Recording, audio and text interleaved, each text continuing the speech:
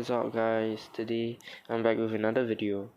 Unfortunately I didn't get to buy any cards today, so I can't open any cards or buy fight cards or Pokemon cards today. So sorry about that. But today we'll be talking about my childhood. My childhood as in since when I was a little kid. Yeah.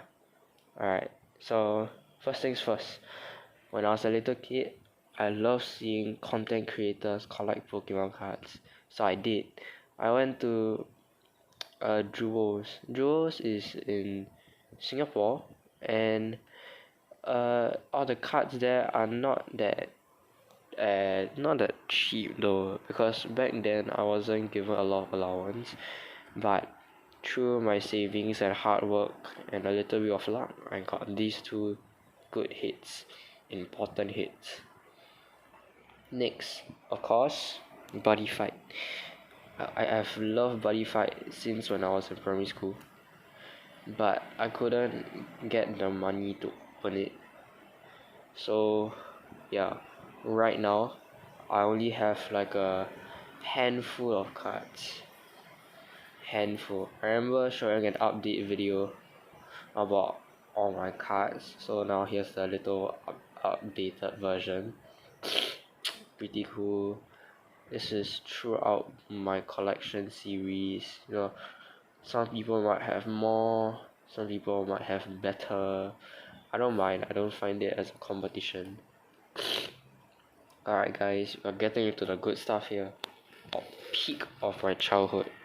This is Pokemon Chatter. Guys, if you know about Pokemon Chatter, oh man, this is an OG. So yeah, I've been collecting this with my friends since primary school. I still have it. I found it in my cupboard. I vividly remember keeping this safe, knowing that there is a time where I'm gonna show it to all of you guys. So yeah, for those who don't know, these are basically Pokemon but in chips, like little tokens.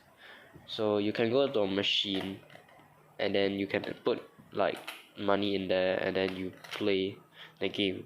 Basically this is the old version. There is a new version. I might be able to show it to you guys.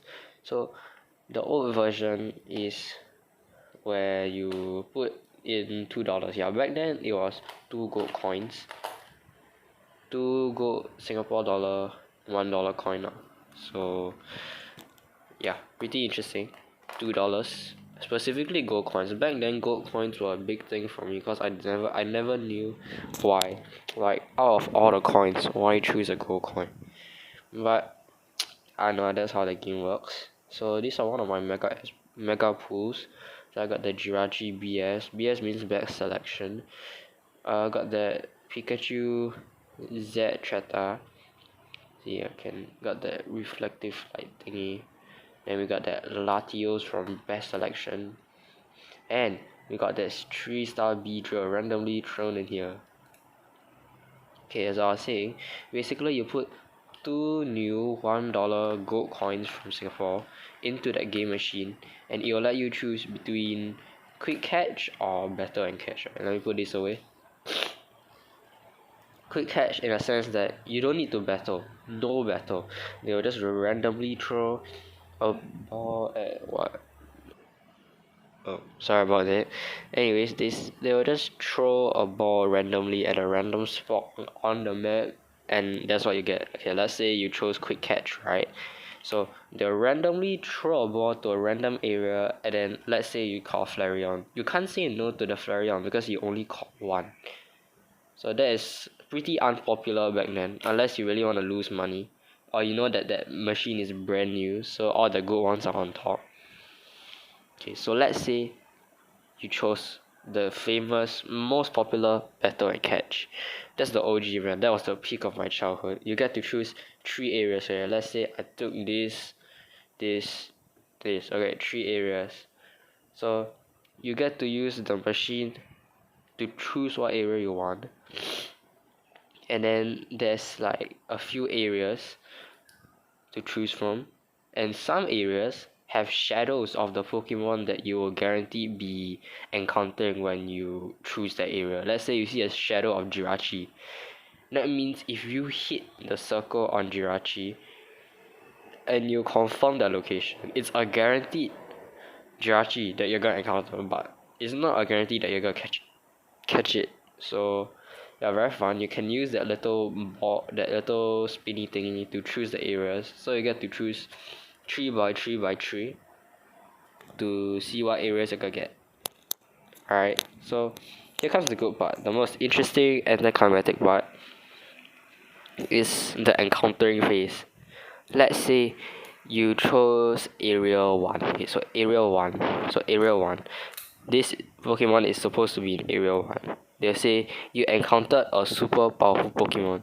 It will be a red colored big triangle, and that would hype the shit out of you. And then you see this. Crazy. I cannot forget that. Then maybe sometimes there's a powerful Pokemon which is a yellow colored one. Let's say it's a Charizard. Then you're gonna see a Charizard. There is a chance that you can get 2 or more times when they say it's a super powerful Pokemon, which is a rare but very fun chance like to do it. Cause come on man, you don't know what you're gonna get unless you hit the shadow. If you hit the shadow, it's a guaranteed encounter. So yeah. So when you go to the battle phase, right, you must try to put the Pokemon's weakness. Let's say okay, the Charizards here. Okay, these are 2 Charizards, exactly the same version, exactly the same stats. It's just different attacks. Okay, so look at their primary type. It's a fire type. Okay, so you have to use like a water type, so that this will be a weakness and then it will be easily caught. And let me try to find a water type. Okay, I found it. So it's Keldeo. Keldeo is a water type. So let's say you use this water move. Let's say we use, okay, let me focus on that. Let's say we use Hydro Pump. It's a water type. So it's gonna be extremely effective on both Charizards, regardless of stats. Okay, yeah, so it will be really effective for the Charizards and then they will be easily caught. So you get to choose which Pokemon to attack first, which is the most important thing because the first move is always very crucial. Sometimes if you choose a move, there is it's not sometimes, every time there will be a circular thing which gives you numbers from 10, 20 to 50, and then 50 will be bold in red. Yeah, so if you hit 50, use the buttons at the side.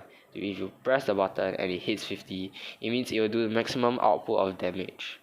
So it basically does the most amount of damage as it can to the opponent.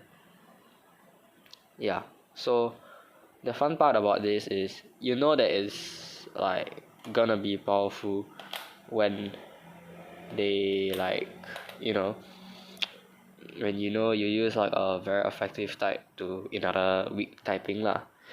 And when you see that life, last time the life was in circles, 1 big circle and 1 small circle, and if you see that like that super effective sign, right, you know it's gonna go to at least like half of the huge circle.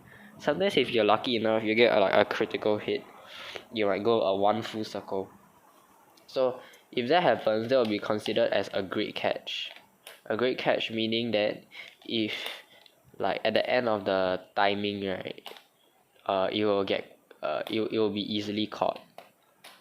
Yeah, and then now let's say the opponent knocks 2 out of 3 of your Pokemon out. Yeah, you're only allowed to use 3, so if they knock 2 out of 3 out, right, I think if I remember correctly, if that third one is knocked out, right, you get to go to the catching phase. Like you throw the ball and catch already. So yeah, that's like either a really great disappointment or like a faster way to speed up the battle. So at the catching phase, right, there's like a roulette. Basically like a whole circle of Pokeballs, right? And then there's that red color marker. It's like the spin the wheel thing, right? So you must press the Pokeball symbol at the correct time to stop at the ball you want. So there's always that one Master Ball. If you guys don't know what Master Ball is, right, it's basically a ball that catches Pokemon without fail. Basically, like a cheat code lah. Like you don't even need to try. You throw that one, right, 100% will catch. So that is the prize possession for everyone who tries to get Master Ball.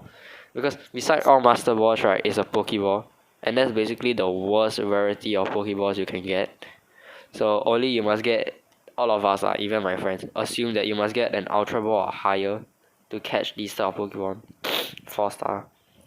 4 stars are basically the higher rarity ones.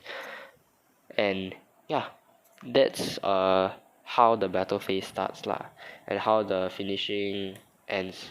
The finish ends lah. So that's a good thing. However, the old compared to the new, right, the new version of Pokemon Strata, they look much heavier. Not say heavier, they look much less convenient because it looks like a big rectangle. Yeah. Then at the catching phase, you're guaranteed to catch at least one.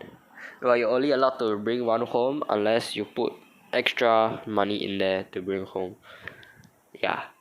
But for the new one, you're guaranteed to catch one.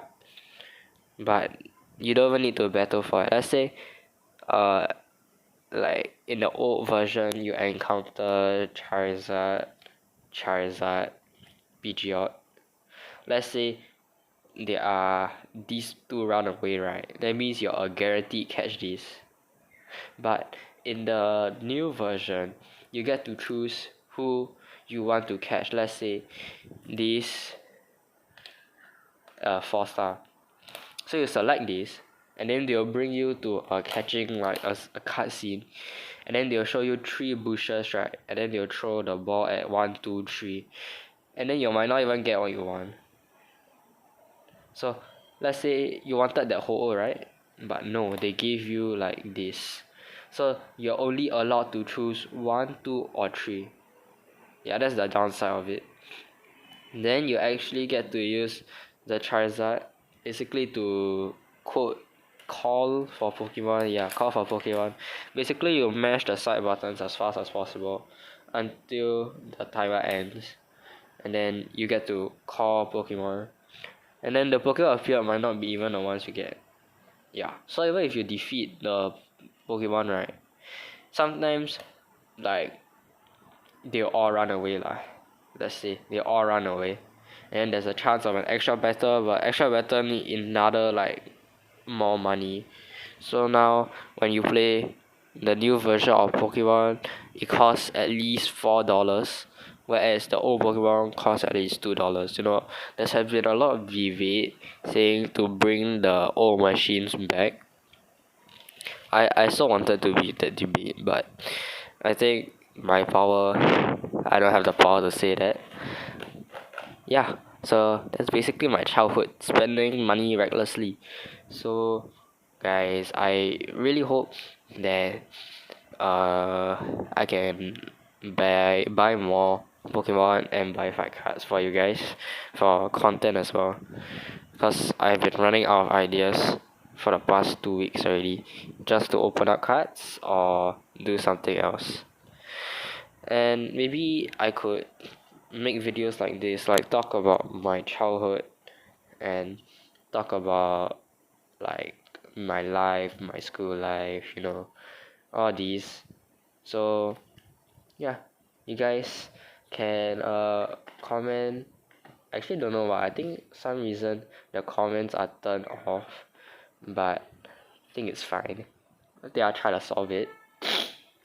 So I'm gonna try to clear off as many questions as possible before I end off the video. So I heard some of you comment like for the buddy fight videos, what type of deck I use. I don't particularly use any decks because all the decks I got are from like singles, like the packs that we open. So there's no definite number of like a specific world of cards I can use. Let's say ancient world.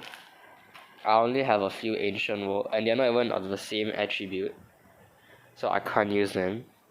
So I don't play competitively. I just play for I just open for collection purposes. Others is like, is there any other way for me to show you my deck? I'm not so sure because um my parents don't really let me give you guys my contact info, but it's okay. I hope you guys enjoy, find this very relatable to you, especially if you're living in Singapore. Man, the Pokemon Treta phase was like amongst all of our friends in our school. We were all holding trips with each other, say, hey, let's go out and play Pokemon Treta after school. We say, okay, let's go. So after school, we will run to the nearest mall with a Treta machine, and then we just spend like a good $10, which is quite a lot to us at primary school. At secondary school, I find it kind of like weird. It's like, hey, are you still playing Pokemon? I said, yeah. You still play Pokemon? Yeah. So it's a bit awkward. Like they say, you should have grown out of it. I don't particularly grow out of it. I just stopped playing. I rarely play because I find the new mode of playing Pokemon Treta very boring. Like not uh exciting, not enticing. So I just slowly stop playing until I don't play anymore. So now I focus on opening buddyfight cards or Pokemon cards. And yeah, you guys can tell me your favorite childhood memories, favorite snacks for childhood. Yeah, for my favorite snacks, it will be those type of Chinese kueh. Kueh means like a cake in traditional terms. Like they make very nice kueh during Chinese New Year. Yeah, I love that a lot. So you guys can comment, even if you're not in Singapore, what is your favorite hobby, favorite thing to do during your free time? Or you can just simply like just tell me, um if you were to live in Singapore, what is the first thing to do? Like visit a landmark, go to like jewels because it's also a very famous place, even for people traveling, like not from the airport lah. So yeah guys, I hope you enjoyed this video. I think we can make more videos like this next week, and yeah, hope to see you guys soon.